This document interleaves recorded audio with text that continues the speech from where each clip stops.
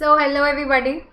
We are finally back, and honestly, we are back in a way in these sessions for the last time because ये अपना session 9 है, which we are also calling as season finale. ठीक है, ये जो अपना MCQs का season finale, तुम लोगों को जो Zoom call का invite आया था, अगर तुमने वो ठीक से पढ़ा, तो उसमें लिखा था season finale. ठीक है, reason being, this is the last session of 100 MCQs that we've been doing over 9 sessions, and this is the 9th one. ठीक है, 100 MCQs में से if you understand today's session is going to have 10 MCQs, 91 onwards. Okay, so अगर आप ऐसे देखो तो that means you have already solved 90 MCQs of CA final law. So that way if you see क्या मस्त है ना यार, 90 MCQs solve करके बैठे तुम लोग. Now there are some people who are like, ma'am ऐसा आपको लगता है. How much we knew and we didn't know, only we know, na? Right? So even if you didn't know things, it's still good because you at least know what you knew and what you didn't know. Okay? So for that, all the time that you've put into this, it is up to you. I always tell my students कि time is your only resource that you have, right? तो तुम्हारे लिए it's not that money के ऊपर ही सोचो. पैसे तुम life stipend पे चल रही है यार. हमारे पैसे कब से इतने इंपॉर्टेंट हो गए? ठीक है, एंड आजकल तो आगे स्टाइपेंड भी बंद है बहुत लोगों की क्योंकि वो लीव पे हैं. ठीक है, सो coming back, for a student money is not the world revolves around. For a student time is what the world revolves around. Your biggest asset is the time that you have. wherever you put time, I tell all my students this in all my batches, time when you've put, तुम्हारी तरफ से तो outflow हो गया. now you have to ensure कि वो expense हुआ कि इन्वेस्टमेंट हुआ. I'm talking like a chartered accountant, understand like a chartered accountant. ठीक है, every outflow of cash is not expense. It could be investment. Yes, similarly every outflow of time that you make should not always be expense. Try making it as investment क्योंकि currently वो तुम्हारा सबसे बड़ा resource है. Investment और expense में क्या फ़र्क है? I'm sure you know this. You're all chartered accountants. Investment पे returns आते हैं, expense is written off. तो कुछ लोग ऐसे भी होंगे जिनको आप अपना टाइम देते हो बट वो राइट ऑफ करने के लिए ही दे रहे हो. आपको पता है इसके साथ कोई रिटर्न्स नहीं आने. ये मैं बस टाइम पास कर रहा हूँ. Like you have a younger sibling at home. ठीक है, या let's say you have a nephew at home. तुम पढ़ाई छोड़ के 10 मिनट उसके बाद मस्ती करने जाते हो. What do you think, expense या इन्वेस्टमेंट? मेजोरिटी ऑफ यू से एक्सपेंस मैम, वेस्ट हो जाता है वो टाइम. It depends. तुम पूरे दिन से पढ़ रहे थे, तुमने 10 मिनट का ब्रेक लिया, तुम उसके पास गए, उसके बाद मस्ती की, यू फील रिफ्रेश्ड, रिटर्न्स आए, दैट्स इन्वेस्टमेंट. तुम पूरे दिन से भी टाइम पास ही कर रहे थे, तुम उसके पास जाके भी टाइम पास ही करके आए, तो उस बेचारे की क्या गलती है? फिर तो तुम्हारा सारा ही टाइम एक्सपेंस हो रहा है, right? So when you meet somebody, you talk to people. It's not that you should not talk to anybody, you should not meet anybody. तुम फोन मत उठाओ, तुम कुछ मत करो, डोंट डू दैट. फोन पे भी टाइम पास करके you feel refreshed, but that has to be limited time. Your brain has to be working कि मैं 2 घंटे से खेल रहा हूँ. That should not happen. So every time that you put in, there is no specific thing कि इसमें time डाला वो वेस्ट ही होने वाला है. ठीक है, एक्सेप्ट फॉर फ्यू थिंग्स जिसमें टाइम अगर ये टाइम पे डालोगे वो वेस्ट ही होने वाला है. ठीक है, उस पर कुछ रिटर्न्स नहीं आने. तो वो उन कुछ चीज़ों को छोड़ के बाकी हर चीज़ लाइफ में try making it as investment and not as your expense, because ये टाइम बहुत इंपॉर्टेंट है. अगर थोड़ा सा लूडो भी खेल रहे हो ना घर पे, तो that has to be your break time, तो वो भी इन्वेस्टमेंट ही होगा. क्योंकि एक गेम खेल के मेरे को फ्रेश फील हुआ, मैं वापस जा रहा हूँ पढ़ने. But you should not become like that, जहाँ के गए वहीं के हो गए. हेलो, आप जिसके हो उसी के रहते हो ना, या जिसके पास गए उसके हो गए? लॉयल्टी भी कोई चीज़ है. You have to show your loyalty towards studies right now. Okay, all of you have to show your loyalty towards studies. जाओ आराम से, घूमो फिरो, बाहर जाओ, दोस्तों से मिलो, अगर कोविड रेगुलेशंस तुम्हारे यहाँ अलाउ करते हो तो. सो और talk to people, play games, but all of that has to be only your break time. ऐसा ना हो कि मैम पूरे दिन ये चलता है, ब्रेक टाइम में हम पढ़ लेते थोड़ा थोड़ा. That should not happen. Okay, and this being our last session, I am getting to see all of you today once again, like 9th time in a row. But then इसके बाद तुम क्या करोगे क्या नहीं, that's completely in your hand. And I'm telling you again, waste मत करना इसको, क्योंकि जो कुछ for the months that you studied together ना, if you waste this time you will and up wasting that also, because पढ़ाई छोड़ दी तो लिंक टूट जाएगा, भूल जाओगे, कॉन्फिडेंस भी खत्म हो जाएगा. ठीक है. Keep studying, make your schedule set जो तुम्हें अच्छा लगे. And I am talking to CA final student. मतलब उसको अच्छा क्या होता है उसका डेफिनेशन बताने की जरूरत नहीं है. You should not come back to me saying ma'am मेरे को दिन में 1 घंटा पढ़ना अच्छा लग रहा था, मेरे को तुम नहीं अच्छे लग रहे उसके बाद. ठीक है. बट अच्छा लगे as in you should not feel burdensome कि एक तो एग्जाम की डेट नहीं, ऊपर से पढ़े जा रहे हो, ऐसा नहीं होना चाहिए. But it should not even be like यार 2-3 दिन से तो मैंने बुक को ही हाथ नहीं लगाया. Can't happen that way. और दिन तो CA फाइनल स्टूडेंट के इस पॉइंट के लिए बहुत बड़ी चीज़ है. You should be counting hours कि अगर मैंने कल रात को 8 बजे बुक बंद की थी और अब दोपहर के 4 बज रहे हैं, तो I have already not studied for how many hours. Count that. I hope you understanding. ठीक है. And that will give you a guilt कि यार मैं क्या कर रहा हूँ यार, क्योंकि 8 to 8 सो लिया, वो मेरे को समझ में आता है. सुबह 8 to इवनिंग 4 क्या कर रहे थे? You not studied for 8 hours of the day. 1 घंटे में 10 पेज घुमाता है CA फाइनल का स्टूडेंट, और इस लेवल पे आके तो 15 पेज, 8 घंटे. If you understand, approximately 110 pages पढ़ने का टाइम चला गया. और कुछ तो मतलब बुक्स ही ऐसी हैं, समरी बुक्स वगैरह या कुछ, जो 110 पेज में तो पूरी घूम जाती. मतलब प्रोबेबली शायद, या फिर एक चैप्टर या 100 पेज का, वो पूरा एक बड़ा चैप्टर पढ़ने का टाइम वेस्ट हो गया. Keep it like that. When you have benchmarks ना, तुम्हें खुद ही लगेगा. And you know, like I say this, trying to mute Priyanshi but हो नहीं रहा है, मतलब वो एक्सेप्ट ही नहीं कर रहा है. Anyways, coming back. So one thing that I want to tell all of you is, my dad used to tell me this. I believed it then and now I believe it for all my students. CA final के student को ये बोलना नहीं पड़ता कि पढ़. I hope you understand it. CA final के student को कोई नहीं बोलता कि पढ़, बोलना ही नहीं पड़ता, उसको खुद ही पता होता है उसको पढ़ना है. And if he has left his books and come out of the room, normally nobody in the house should tell him कि पढ़, क्योंकि कुछ तो सोच के ही बाहर आया होगा ना. टाइम पास करने थोड़ी हो सकता है बहुत देर से पढ़ रहा था इसलिए बाहर आया, और इसको पता होना चाहिए इसको वापस कब जाना है. But if you come out and then you are there for 5-6 hours, तो कोई ना कोई बोलेगा. और बोलने से पढ़ाई नहीं होती. Somebody told me to study, उससे मेरी पढ़ाई नहीं होगी. So you are a CA final student, you are mature enough, you are brilliant enough to understand what is necessary for you, what is not.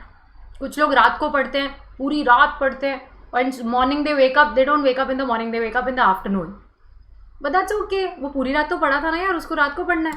There are some who wake up early in the morning at 4 and start studying, वो भी ठीक है. There are some who sleep from 8 to 8. ये ना early morning वाले हैं ना late night वाले हैं, क्या करें. ठीक है, बट उसके बाद बाकी पूरे दिन अच्छे से पढ़ रहे हो. Make your schedule which is comfortable to you, but at the same time it should not be very lenient for you, because this is your degree, your efforts, your mehnat, your time, your life, your career, everything is getting wasted in this. अगर ये हो गया तो super, अगर ये नहीं हुआ आई am sure तुम्हें लाइफ में और भी बहुत सारी चीज़ें करनी बाकी है जो इसके बाद होनी है. CA हो जाएगा ना, उसके बाद ये करूँगा, ये करूँगी, वट एवर इट इज़. अगर ये अटक गया ना तो life keeps going on. Those things will start coming closer and this will stay there with you. It will not let you enjoy anything in life. So just finish this off and with that pride move ahead in your life in the new things that you want to do.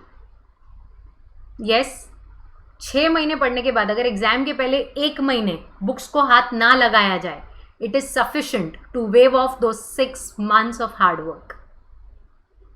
I hope you all know this. अपने दिमाग में एक system चलता है FIFO, first in first out. Each time you studied 1 full subject, तुम second subject पे जाते हो, तुमको फील होता है मैम मैं पिछला सब्जेक्ट भूल गया हूँ, ऐसा लग रहा है यार. थर्ड सब्जेक्ट पे आता हो, फर्स्ट सब्जेक्ट तो मैम बिल्कुल ही नहीं पता. फोर्थ सब्जेक्ट तक तो आई एम डैम श्योर मेरे को फर्स्ट सब्जेक्ट नहीं आता. तो अब मैं सेकंड ग्रुप कैसे पढ़ूँ मैम, मैं फर्स्ट ग्रुप पढ़ते पढ़ते ही फर्स्ट ग्रुप भूलने लग गया हूँ. People to come up to up with this and I am sure you must also have felt that कि यार ये पढ़ रहा हूँ तो ऐसा लग रहा है वो भूल गया हूँ. Honestly no student forgets anything अगर उसने ढंग से पढ़ा है. तुम वापस जब बुक को हाथ लगाओगे तुम्हें याद आ जाएगा. बट अगर बुक ही छोड़ दोगे then it's dangerous. I hope you all know when we started studying, starting के 10-15 दिन तो हमें स्टडिंग के मोड में आने में लग जाते हैं। तो अब अगर तुमने पढ़ाई छोड़ी, तुम्हारे पास 15 दिन उस मोड में आने के लिए नहीं, क्योंकि ICIS टोल्ड सिर्फ 25 डेज इन एडवांस बताएंगे। यस, तो पढ़ते रहो। तुम दिन में 12 घंटे पढ़ रहे थे, अब 10 घंटे पढ़ लो, 2 घंटे और सो लो और टीवी देख लो, whatever you want. But ऐसा ना हो कि मैम मैं दिन में 12 घंटे पढ़ता था, अब मैं 1-2 घंटे पढ़ता हूँ। If that happens, you wasting your own effort रे। I mean, who in this world would be a person जिसको खुद के एफर्ट वेस्ट होने से दुख नहीं होता? सबको होता है, but it is just that we don't realise कि अभी भी जो मैं कर रहा हूँ ना, उससे मेरा एफर्ट वेस्ट ही हो रहा है। जब ICI का रिजल्ट आता है, something God forbid goes wrong, we always feel यार मेरे सारे एफर्ट्स वेस्ट हो गए। किसने किए? ICI ने किए, मेरे को फेल करके। तो वो जैसा दुख होता है ना, you have to understand right now also, अभी अगर आपने टाइम वेस्ट किया ना, आप अपने हाथों से अपने एफर्ट्स वेस्ट कर रहे हो, and you can't be doing it यार, come on. Okay, so after we finish today's session, we'll be done with all the 100 MCQs, but you will not be done with studying. Your exams would not have got over. Your exams are yet to come. Keep studying. Keep making a schedule which is convenient. If you're not able to study, call me up. I'll tell you. I'll give you some motivation to study. But छोड़ मत देना। मेरे को exam की 2 दिन पहले phone करके मत बोलना मैम यार इतने टाइम से ना मैंने पढ़ाई नहीं की, अब आज क्या करूँ। First thing I tell you, पहले तू फ़ोन रख। 2 दिन पहले थोड़ी फ़ोन करोगे। I been telling you all this while यार, पढ़ते रहो। Yes, don't take too much pressure.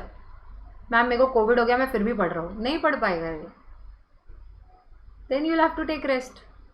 तो फिर वो कैसे करना, मतलब just don't unnecessary pressurise yourself, क्योंकि somewhere your brain will come back saying exam का डेट है, नहीं है, फालतू में मेहनत क्यों करा रहा है। Your brain will come back to you asking this. तो इसलिए उसको इतना परेशानी मत करो कि वो ये क्वेश्चन पूछे। कन्वीनियंटली पढ़ो, लीनियंटली मत पढ़ो। Is this okay? Yeah, so should we start today's session? See, today's session is very minimal syllabus for you to study. We had one chapter called SURFASI, then we had FCRA, Foreign Contribution Regulation Act, then we had Arbitration and Conciliation Act, then we have PMLA, Prevention of Money Laundering Act, and then we have IBC, Insolvency and Bankruptcy Code. और इतना सब तो तुमने पढ़ ही लिया होगा आज के सेशन के लिए। ये तुम्हारी स्माइल्स मुझे बता रही है। जस्ट इमेजिन किसी ने मुझे सेशन से जस्ट पहले बोला कि मैम मेरा पढ़ के नहीं हुआ, मेरे को डर लग रहा है, आज के बजाय कल सेशन कर लें।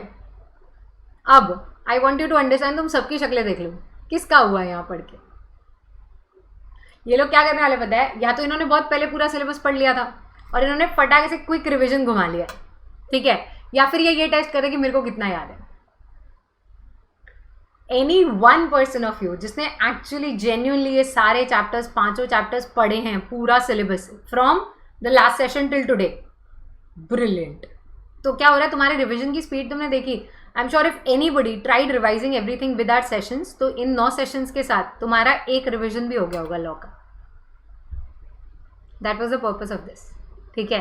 अब किसी का ऐसा होगा मैम ये वाला चैप्टर में नहीं पढ़ पाया था, ये वाला मैंने छोड़ दिया, तो कोई बात नहीं, एक दिन और डाल लेना, there is a weekend coming ahead, उसमें ये कर लेना, तो so that when we finish this your one more revision will be done, ठीक है। So but for now whatever you know, try recollecting all of it and let us start solving this. Yes, okay, so here we start last session, first question. Okay, I like those smiles, please keep them on because I want to see them till the end of this session, because this ends for all the sessions, so just keep them on here. I like it. Okay, so starting with our first question, here is your first question. B Limited issued 8 debentures on 1st April 2018, interest payable half yearly on 30th September and 31st of March for rupees 50 lakh. Mr. DT was duly appointed as debenture trustee. कितना मस्त नाम है उसका, DT debenture trustee, not to get confused. To the issue and security interest was created in his favor. The company failed to pay interest for 2 consecutive times, that is 31st March 2019 and 30th September 2019. Mr. DT issued a notice to the company to make payment of the outstanding interest. No response was heard from the company even after 3 months. The debenture holders decided to enforce security interest as per SARFAESI Act 2002. Another notice was hence issued by DT under Section 13 demanding full payment of interest within 60 days from the date of issue of the notice. B Limited replied to the notice, second notice, within 15 days, stating that it was facing a cash crunch situation. But the debenture holders opine that default is willful and good amount of cash profits are being made by the company in its operations. Mr. DT communicates back that the reasons given by company were not acceptable and that the company's representation is rejected by him. Advise in light of provisions contained under SARFAESI the steps that B Limited can take. Okay अब किसी ने भी सरफेजी option में छोड़ा हुआ है तो उन्होंने आई एम श्योर स्टार्टिंग के 3 लाइन के बाद छोड़ दिया होगा क्वेश्चन पढ़ना भी, ठीक है. But I don't think you should have done that because इतना बड़ा वो चैप्टर भी नहीं है, ठीक है. थोड़े से सेक्शन आप पढ़ सकते हो. So here are your options. Question याद रखना, you have to tell them what steps can be limited take, ठीक है. ए, to prefer appeal under Section 17 to Debt Recovery Tribunal against the rejection by Mr. DT of the company's representation. B, to ignore the notice sent by Mr. DT since it is not legally binding on B Limited at all. बोलने दो उसको. C, first communicate back to Mr. DT that the representation of B Limited cannot be legally rejected and doing so will enable B Limited to file an appeal with DRT. So after so communicating, if representation is still rejected by Mr. DT, appeal is to be filed. And D, none of the above is correct.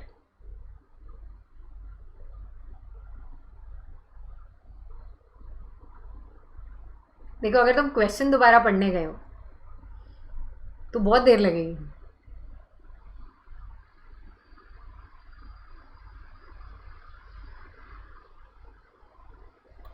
Okay so answer started coming. See आ रहे हैं answers अभी तक. सी majority unity strength में चल रहा है हमारा. See okay Parth I can't see you answer. अच्छा सी है वो, मेरे को लगा कुछ लिख के सर्कल किया. ओके ए सी. नियति प्रियांशी सी. ओके नियति ए. ओके सो ए और सी आंसर्स राइट. बी नहीं है ना किसी का? नहीं था ना. ए या सी में से आंसर है. इसका ना मोस्ट अनएक्सपेक्टेड आंसर है बाय द वे. पहली बात, सरफेजी में ना ये रूल है, अगर तुमने डिबेंचर होल्डर्स का पेमेंट नहीं किया तो they will send you a notice within 60 days. You have to reply to that notice. अगर आपने रिप्लाई नहीं किया तो उनके पास पावर आता है, such a power that within 60 days they can come and seize their secured creditor है वो अपना security interest enforce कर सकते हैं. वो चाहें तो वो किसी और बंदे को अपॉइंट कर सकते हैं to manage it. They can seize the asset. They can also ask for further money. मतलब secured asset बेचने के बाद अगर उनका पूरा पेमेंट नहीं हुआ they can ask you for more money and they can take these actions without interference of any court or tribunal. B Limited कुछ नहीं कर सकता बिकॉज बी लिमिटेड ने पहले 2 बार पेमेंट नहीं किया और उसके बाद 3 months तक नोटिस का जवाब नहीं दिया. So what steps can be limited take? None of the above is correct. They can do nothing.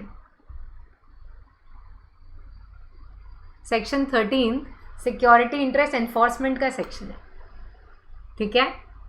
पहले इज दिस ओके. सरफेजी वैसे भी ऐसा चैप्टर है जो ओके टाइप चलता है स्टूडेंट्स के साथ. मतलब सबकी इतनी अच्छी नहीं बनती. कुछ लोगों को तो नाम ही नहीं अच्छा लगता तो वो पढ़ते नहीं, बोले ये मैम ये बहुत बड़ा नाम है, I don't like it, so they don't like the name, so they don't go with it. Okay so I tell you where it is written.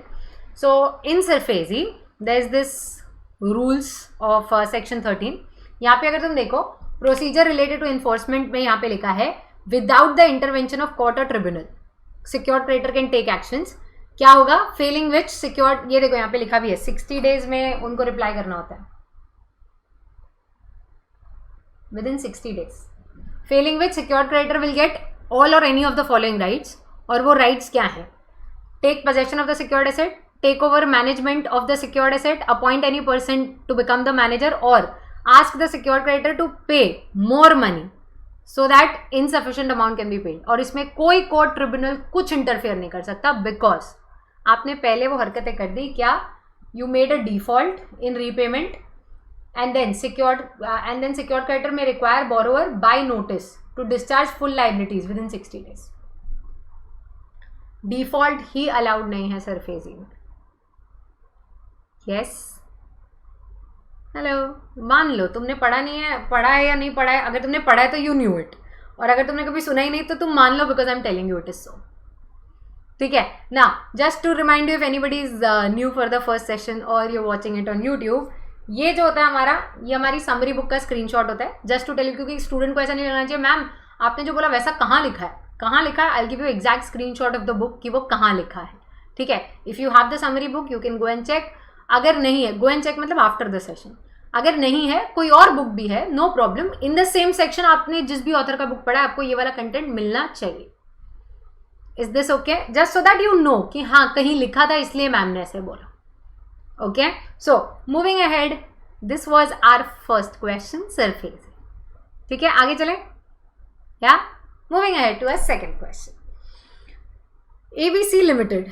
पहले तो एक सेकेंड, अगर सदमे में हो तो उससे बाहर आ जाओ, बिकॉज यू नो कॉस्टिंग में तुम्हें इंटर में ही सिखा दिया गया था नॉर्मल लॉस, अब normal loss.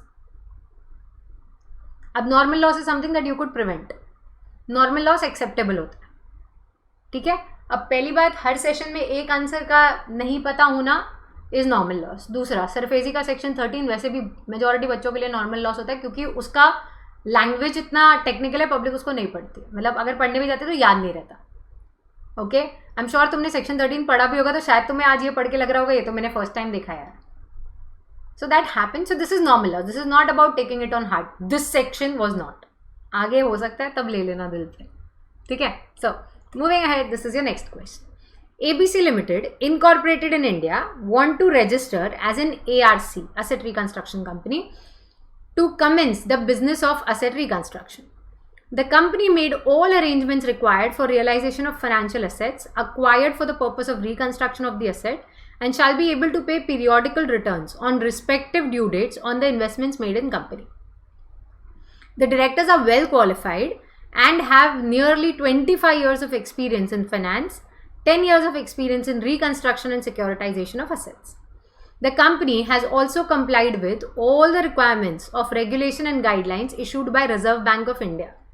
The details of the profits made during the past 3 years is 16-17 200 crores loss, 17-18 500 crores profit and 18-19 700 crore profit.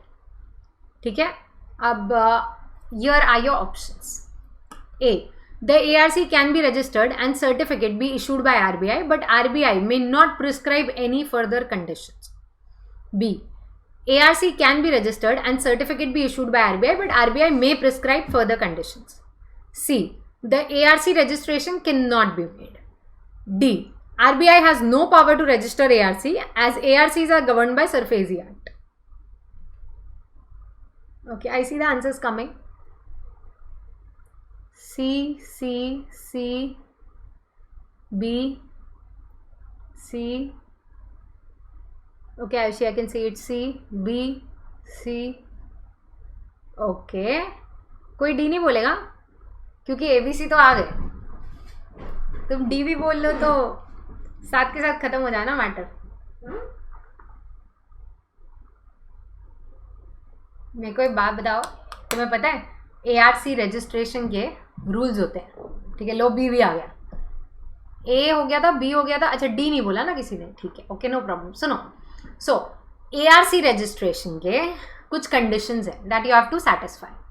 अब वन थिंग फॉर यू, अगर तुम में से किसी ने भी RTP में 2021 के MCQs का वीडियो देखा है यूट्यूब पे, तो this is the same question. ये इस बार की RTP में भी है.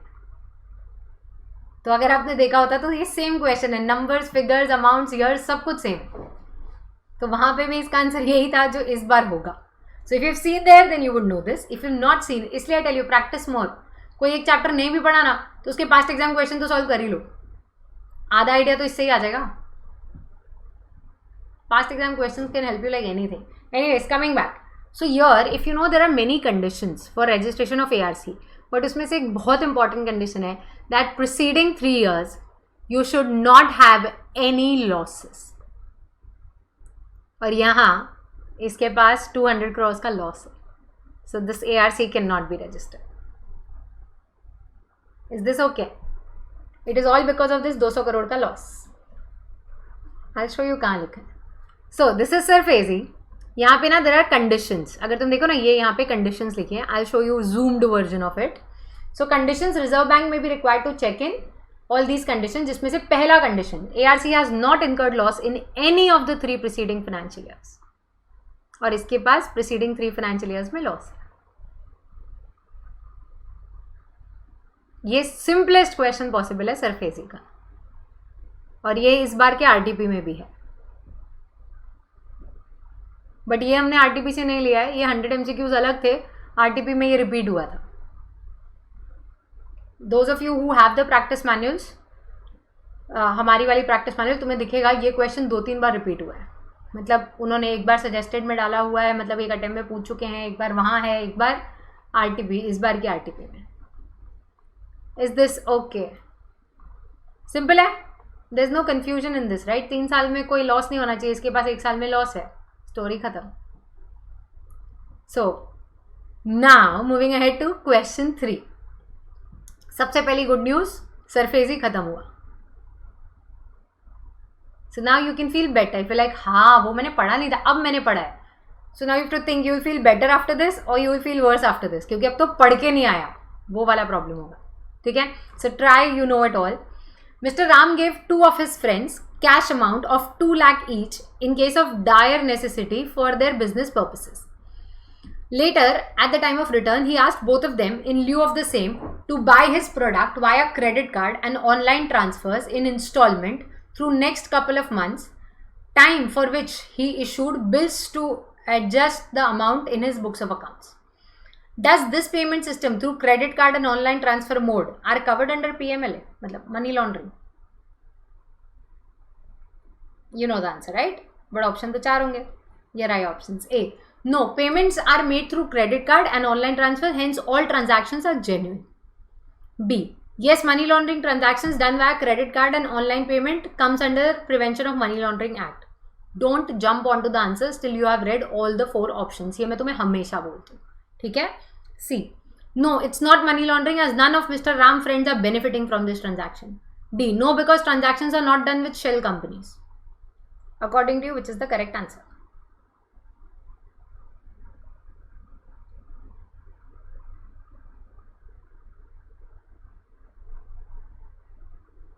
Chalo, I can see the answers coming. B, B, B, B, B. उल्टा भी, सीधा भी, सबका भी, यूनिटी, स्ट्रेंथ, सबके आंसर्स भी. कोई और आंसर नहीं है ना? कोई और आंसर नहीं, मतलब हाँ, I saw all your answers. Everybody's answer is B, जैसा तुम बोलो. ऑब्वियसली ना, ट्रांजैक्शंस में कवर होते हैं credit card, debit card, online, सब कुछ कवर होता है. ठीक है. सो PMLA, prevention of money laundering act. एक ना आदत डालना, जैसे यहाँ देखो, यहाँ लिखा है अंडर मनी लॉन्ड्रिंग एक्ट. ठीक है. ये ICAI ने लिखा क्वेश्चन में, चलेगा. तुम अवॉइड करना, आंसर में ऐसे लिखना, क्योंकि मनी लॉन्ड्रिंग के लिए कोई एक्ट नहीं बना है दुनिया में.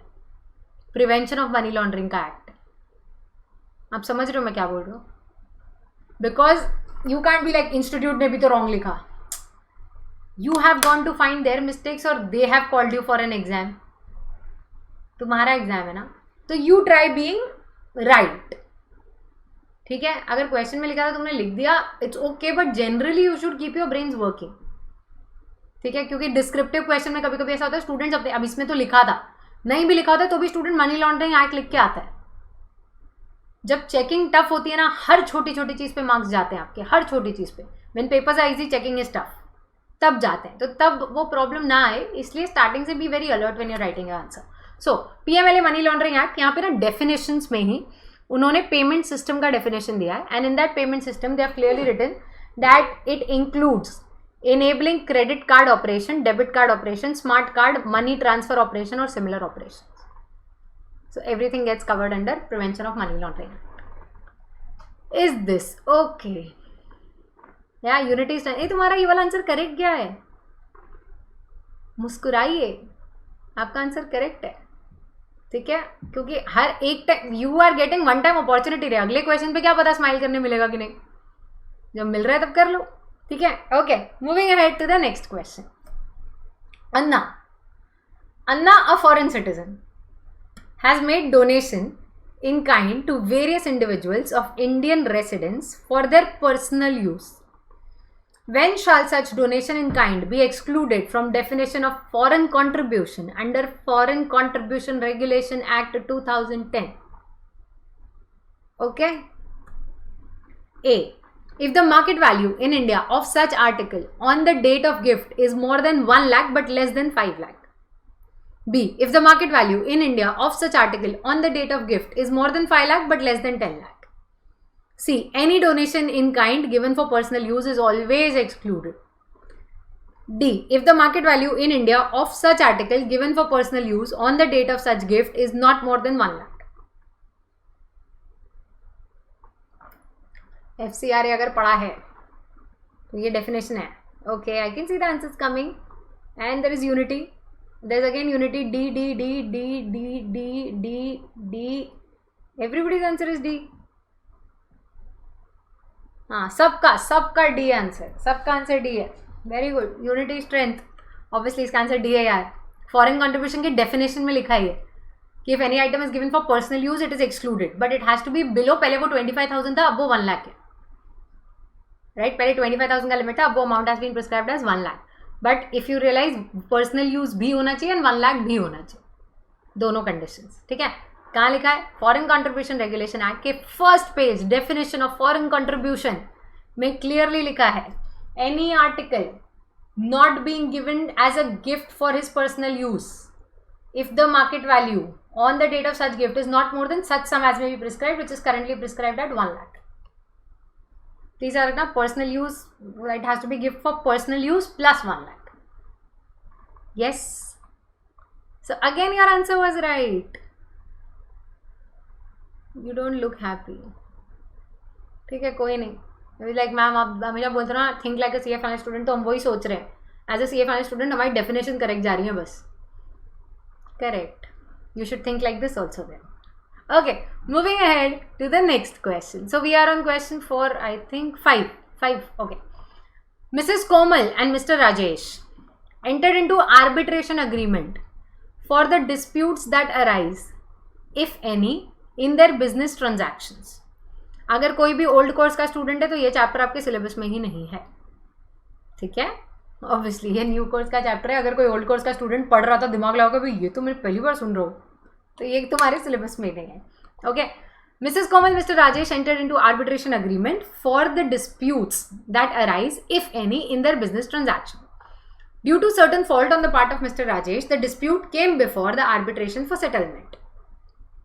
In the meantime, Mrs. Komal dies. Mr. Rajesh shed off their liabilities on the plea that arbitration agreement has come to an end with the death of the other party.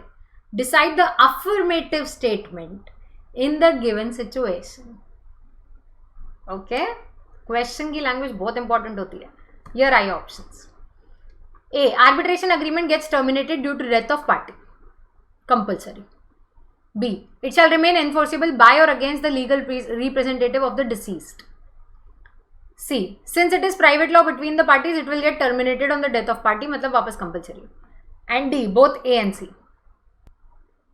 Okay, I can see the answers coming. B B B B B B B, सबके answers B.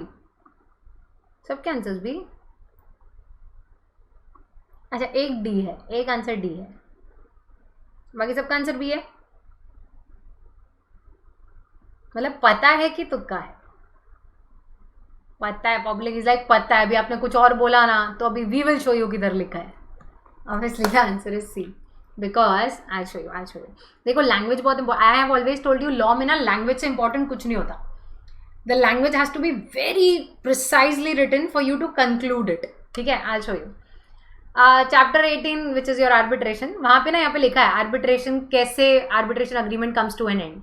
So if you see termination of arbitration agreement could be by mutual consent, termination of principal contract, death of parties, operation of law. If you understand could be का मतलब होता है that you can do it but it is not compulsory. अगर उसके legal hire present है ना तो they can always enforce it. Yes. तो ये यहाँ पे ना सबसे important word वो could be है that I want you to understand. जब भी law में से लिखा होगा कि it shall be terminated at the end of this, shall be तो होना ही है, मतलब फिर वो compulsory है. ठीक है, तो फिर आपका आंसर आना चाहिए था डी, पर ये शाल भी नहीं होके कुड भी लिखा होता है यहाँ पे लॉ में, इससे इस चैप्टर में हमेशा. Because by death of parties you may conclude it but you may also consider it against the legal higher, depending on कैसे टाइप का आर्बिट्रेशन है. अगर कॉन्ट्रैक्ट पर्सनल नेचर का है तो वैसे भी डेथ के साथ खत्म हो जाता है. Yes, okay, moving ahead to the next question. Mr. A, Mr. B, Mr. C are partners in XYZ partnership firm. The firm made an agreement in writing to refer a dispute between them in business to an arbitrator. In spite of this agreement, Mr. B files a suit against Mr. A and Mr. C relating to the dispute in magistrate court. Examine on the admission of the suit filed by Mr. B in the court in the light of Arbitration and Conciliation Act 1996. Is this okay? Here are your options. A. Yes, it can be admitted by the magistrate court as the said court has jurisdiction over the matter and it overpowers arbitration agreement. B. Yes, it can be admitted by the magistrate court only in case of challenge to the arbitral award in appeal. C. Yes, it can be admitted by the court if Mr. A and Mr. C mutually agree. D.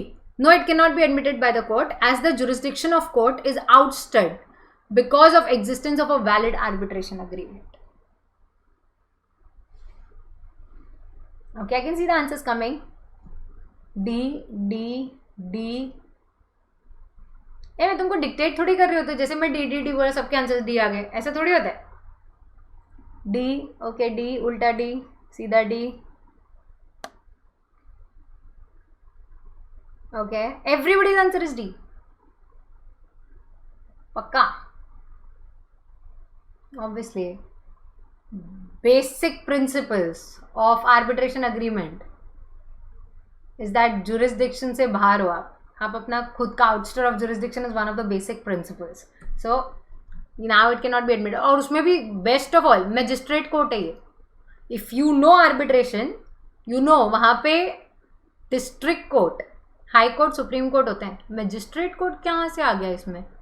I hope you understand. District court है उसमें, high court है, supreme court है, ये तीनों court के नाम वहाँ पे हैं, but you will never see magistrate court है. ठीक है, सो कहाँ लिखा है आर्बिट्रेशन में? यहाँ पे देखो जनरल प्रिंसिपल्स है, जिसमें से एक है ouster of jurisdiction. Once the parties have agreed to arbitrate that matter, neither of the parties can unilaterally proceed to the court to litigate that matter. Yes, easy है ना ये चैप्टर? इजी, आर्बिट्रेशन से easy chapter तो कुछ है ही नहीं syllabus में यार. सच्ची, तुमको कोई चैप्टर आर्बिट्रेशन से इजी लगता है तो तुम आर्बिट्रेशन वापस पढ़ो. It is very easy. सिर्फ पार्टी ऑटोनॉमी के सेंटेंसेस को 5 बार घुमा घुमा के कैसे लिखते हैं, उससे वो चैप्टर ऑलमोस्ट खत्म हो जाता है. It's a very simple chapter, trust me. So moving ahead to the next question. New era financial services limited is registered with Reserve Bank of India. It defaulted in payment of dues to its catering contractor. Is it possible for the contractor as an operational creditor to initiate insolvency process against the company? Here are your options. A. Yes, the catering contractor as operational creditor is entitled to initiate insolvency process. B. No, because financial service providers are excluded and therefore catering contractor as operational creditor is not entitled to initiate insolvency process. C. Yes, because financial service providers are not excluded and therefore catering contractor as operational creditor is entitled to initiate insolvency process. Sorry. And D.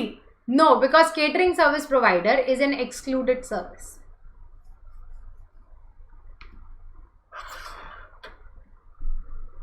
Okay, I see the answers coming. जो लोग ये wait कर रहे कि मैं answer पढ़ लूँ फिर तुम आंसर दोगे, ऐसा नहीं होता. आंसर दो चुपचाप. Okay. Again, unity, strength. Lot of unity amongst all of you. मेरे को ऐसा सच्ची लग रहा है इसके बाद ना, जब अपने सेशन खत्म हो जाएंगे, तुम ऐसे जूम कॉल बुला के जॉइंट ऐसे लाइब्रेरी जैसा पढ़ाई करोगे. दोस्ती तो बहुत बढ़ी चुकी तुम्हारी. Everybody's answer is B. सबने बी बोला. Okay, so the answer is B. कैसे? क्योंकि फाइनेंशियल सर्विस प्रोवाइडर आईबीसी से एग्जेम्प्ट होता है.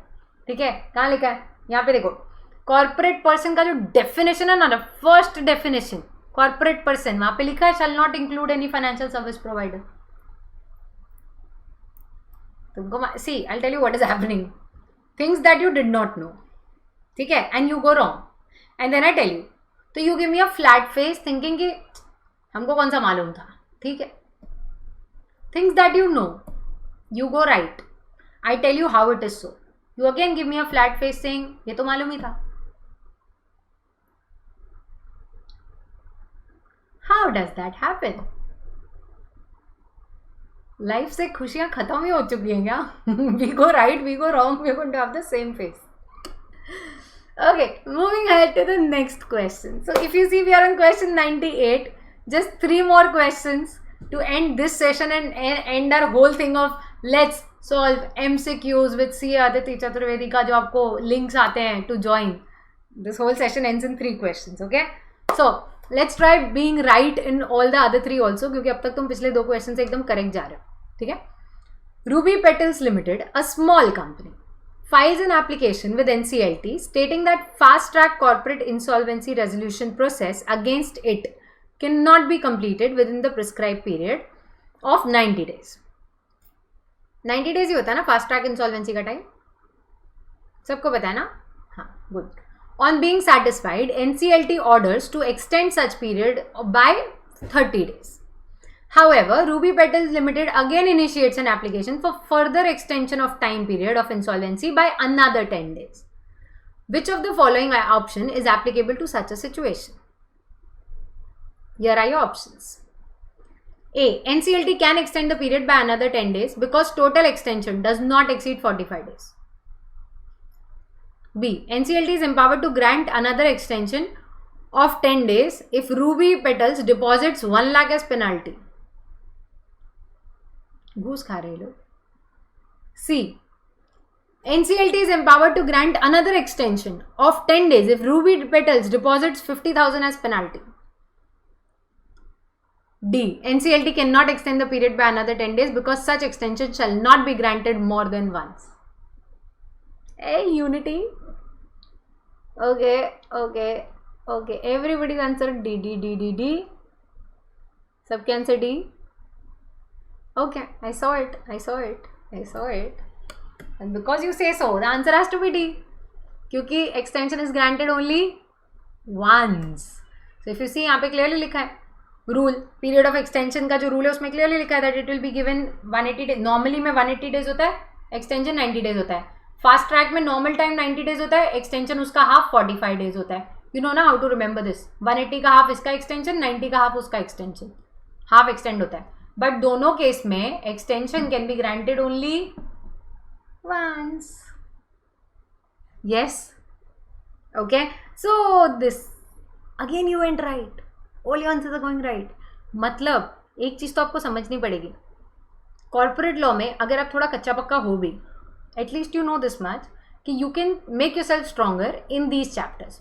सरफेजी आपको नहीं जमा, कोई बात नहीं, बट अदर देन दैट बाकी चैप्टर्स में तो you can make yourself stronger ना. FCRA हुआ, PMLA हुआ, arbitration conciliation, IBC, these chapters are not very difficult. If you studied them once or twice also ना, तो भी तुम इसके आंसर्स अटेम्प्ट कर पाओ. Okay, so moving ahead to the second last question. MX Limited was admitted in the corporate insolvency resolution process under section 7 of the Insolvency and Bankruptcy Code. The resolution professional of MX Limited, that is corporate data, conducted the COC meeting, but the same was adjourned due to lack of quorum. Accordingly, in the adjourned meeting, resolution was passed by COC representing 51% of the voting rights for liquidation of corporate data before expiry of corporate insolvency resolution process. You as a qualified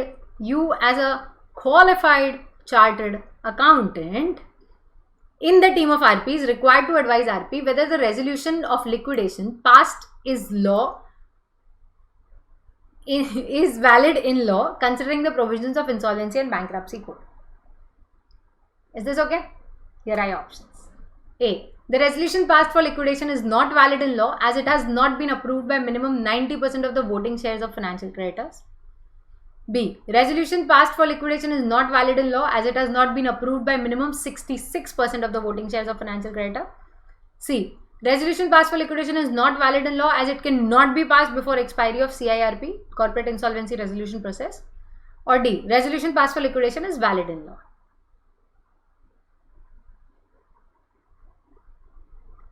Okay, I can see the answers coming.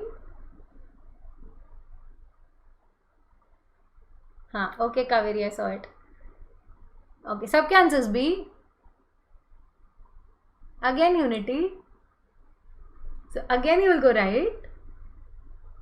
Wow, you're again going right. 66% होना चाहिए. Obviously, now if you see the other options, one thing that I want, सबसे best part, इस question में ICAI ने option ही 3 दिए थे, चौथा option ही नहीं दिया.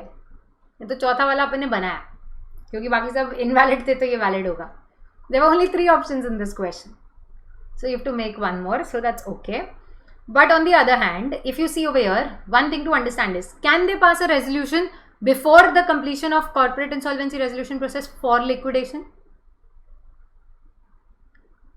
अरे बोलो, can they pass a resolution for liquidation बिना insolvency process खत्म हुए? Can creditors pass a resolution for liquidation? अगर तुम ना बोलोगे तो तुम्हारा करंट आंसर रॉन्ग हो जाएगा. क्या है पता है सिस्टम हमारा?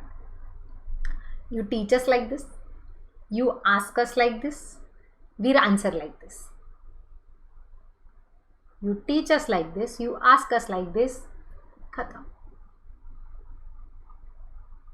हाँ इतना परफेक्ट उसको एज इट इज हम अंदर दिमाग में ले लेते ना, इट शुड नॉट, मतलब it's like very ma'am, it's quite brittle actually. Fragile का स्टिकर लगा के हम सारी पढ़ाई कर रहे हैं. ये थोड़ा सा दिमाग हिल गया तो सब मिक्स हो जाएगा हमारा. वापस सुनो. आई एम आस्किंग वेरी, मतलब मेरे को पूछना तो कुछ और था. I am asking one simple thing. Can COC pass a resolution for liquidation before corporate insolvency resolution process has actually ended? They can, right? अगर तुम नो बोलोगे तो ये आंसर कहां से दे दिया तुमने? ऑब्वियसली दे कैन पास ना. सुनो, लिक्विडेशन के जो इनिशिएट होने के ना 4 रीजंस होते हैं. उसमें से एक होता है कि उन्होंने पहले ही बोले. सी, तुम्हें अगर याद हो IBC में, insolvency bankruptcy code, when your corporate insolvency resolution process is going on, देखो जितना किसी प्रोसेस को समझ के पढ़ोगे ना उतना it will be easy for you. जितना तुम रट्टा मारोगे ना it will become more and more difficult for you. तुमने अगर वो प्रोसेस समझा होता ना तो ऐसे पूछो वैसे पूछो कैसे भी पूछो, मेरे को आता है, हाँ मेरे को मालूम है, इसके बाद ये आएगा, इसके बाद ये आएगा. Don't mug it up, understand it. So here also if you no, ultimate aim of corporate insolvency resolution process is what, कि COC को कन्विंस करो कि कंपनी लिक्विडेट मत कराओ, कोई और स्कीम से कंपनी भी बच जाए, तुम्हारे पैसे भी आ जाए. बट एट द एंड अगर वो स्कीम उनको नहीं जमा तो वो बाद में भी स्कीम रिजेक्ट करके कंपनी को लिक्विडेशन में लेके जाएंगे. येस और no? So they are given a power कि टाइम पास मत करो. When you have decided, you made up your mind कि नहीं हमने तो लिक्विडेट ही कराना है, तो क्यों हम we make schemes and we propose it to you, और RP भी मेहनत करे, सब मेहनत करे, क्यों करे? So they can do this. So यहाँ अगर आप देखो ना, ये जो C ऑप्शन है that can no how be right, because उनके पास वो पावर है to pass the resolution. And COC के सारे डिसीजन 66% से होते हैं. So mixing 2 points you get this answer. I will show you how. Insolvency bankruptcy code, यहाँ पे इनिशिएशन ऑफ लिक्विडेशन का एक चार्ट है, ठीक है, ये ऑब्वियसली समरी बुक में चार्ट है. यहाँ पे अगर तुम देखो ना तो this is the point. Creditors, committee of creditors decide to liquidate the corporate debtor at any time during the continuation of process. ये इससे लिक्विडेशन स्टार्ट हो जाएगा. एंड सेकेंडली, ये why was that point correct? Because COC के rules में लिखा है that any decision taken by them should be 66% of the voting share.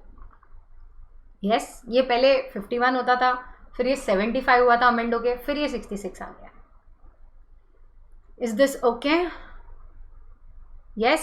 So now moving ahead, talking about The next question, actually the last question of our 100 MCQs that we've been doing, जिसमें से 99 MCQs we've already solved. कितने correct गए कितने wrong गए आपको पता है, but I am pretty sure because I been seeing your answers. इतना तो पक्का है, ऐसा कोई नहीं है जिसका 50% से ज़्यादा तो रॉन्ग है, ऐसा तो नहीं था. Because I made you show me those ABCD के पेजेस एंड आंसर्स. सो इतना तो मेरे को पता है, ऐसा कोई भी नहीं था जिसके 60% 70% रॉन्ग गए थे. हाँ, देयर इज अ पॉसिबिलिटी कि मेरे 10% ओवरऑल में रॉन्ग गए, but that's okay. I hope you understanding. अगर तुम्हारे 90 आंसर्स 80 आंसर्स भी करेक्ट गए हैं, you doing very well. Is this okay? So first of all, ensure what you take from this session has to be something positive. Even if it is a learning, it has to be positive. Yes? So moving ahead to our last question, and here we are. The resolution passed for liquidation is valid in law as it has been passed by 66% of the voting shares of financial creditors. Shivdeep submitted his claim as an operational creditor to the liquidator of Chiranjeevi Food Products Limited, the company under liquidation. If Shivdeep wants to alter his claim, state the time period within which he can do so after its submission. So they've already passed liquidation का ये, and उसने अपना एक claim दिया operational creditor ने. Within how much time can he alter the claim? Okay, here are options. A 5 days, B 10 days, C 14 days, D 15 days. IBC is full of time limits, huh?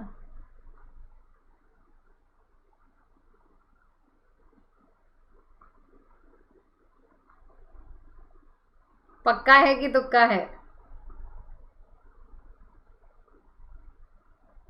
तुक्का भी चल रहा है यहाँ पे कहीं कहीं. Okay, I can see the answers coming as C and B. Manali, और आंसर was पक्का या तुक्का? पक्का. एक्सप्रेशन तुक्का वाला था, बट कोई नहीं. I tell you, see normally ना इसका पूरा टाइम लिमिट्स 7 days 14 days पे ही चल रहा है.